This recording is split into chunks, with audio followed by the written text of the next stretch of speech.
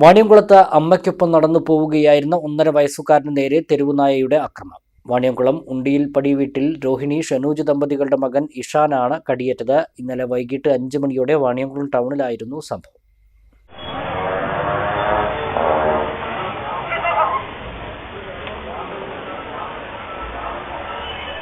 അമ്മയ്ക്കൊപ്പം ഫുട്പാത്തിലൂടെ നടന്നു പോവുകയായിരുന്ന കുട്ടിയെ തെരുവുനായ പുറകിൽ നിന്നും വന്ന് പെട്ടെന്ന് ആക്രമിക്കുകയായിരുന്നു. കുട്ടിയുടെ ശരീരത്തിന്റെ പിൻഭാഗത്താണ് നായ കടിച്ചത്. കടിയേറ്റ ഭാഗത്ത് നായയുടെ പല്ലുകൾ ആഴത്തിലിറങ്ങി വലിയ മുറിവുകൾ ഉണ്ടായിട്ടുണ്ട്. ആക്രമണത്തിന് തൊട്ടു പിന്നാലെ കുട്ടിയെ ഉടൻ തന്നെ ഒറ്റപ്പാലം താലൂക്ക് ആശുപത്രിയിൽ പ്രവേശിപ്പിച്ച് ചികിത്സ നൽകി. വാണിയംകുളം കടയിൽ മരുന്ന് മേടിക്കാൻ വേണ്ടി, ആയുർവേദ കടയ്ക്ക് മരുന്ന് മേടിക്കാൻ വേണ്ടി പോയതായിരുന്നു. അപ്പോൾ ആ സമയത്ത് അവിടെ മരുന്നില്ല പറഞ്ഞപ്പോൾ തിരിച്ചു വരുന്ന വഴിക്കാണ് ഇതുണ്ടായത്. ഞാൻ ഫുട്പാത്തിൽ കൂടെ നടക്കുകയായിരുന്നു കുട്ടീനെ കൊണ്ട്. ആ സമയത്ത് ഇത് തിരിച്ചു വന്നിട്ടുണ്ട് കടിച്ചു. അവിടെ കിടക്കുകയായിരുന്നു, കുട്ടി അതിനെ നടക്കുമായിരുന്നു. അങ്ങനെ തിരിച്ചിട്ട് കടിച്ചതാണ്.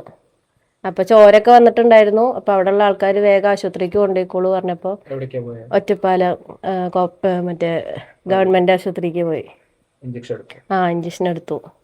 ഒരു 3 എണ്ണം, അതായത് 2 എണ്ണം അലർജിക്ക് വേണ്ടിയിട്ടും പിന്നെ 1 മുറിയിലുമായിട്ട് ഇഞ്ചക്ഷൻ എടുത്തു. ഇനി 2-3 ദിവസം ആയിട്ട് പോകണം. അതിന്റെ ഡേറ്റ് ഇല്ല, ഒരെണ്ണേ ഉണ്ടായിരുന്നുള്ളൂ. ടൗണില്. ഇതിന് മുന്നേ ഒരു കുട്ടീനെ കടിച്ചു എന്ന് പറഞ്ഞിരുന്നു. അത് ഡീറ്റെയിൽ ആയിട്ട് അറിയില്ല. ആ നായനെ കടിച്ചത്.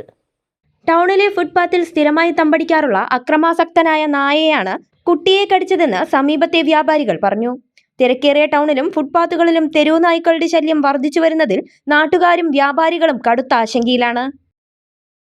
വസ്ത്രവിസ്മയങ്ങളിലെ ഏറ്റവും പുതിയ ട്രെൻഡുകൾ ഏറ്റവും ആദ്യം അവതരിപ്പിച്ച Kaniha wedding centre, the family fashion destination, Ottapalam and Vadakkanchery.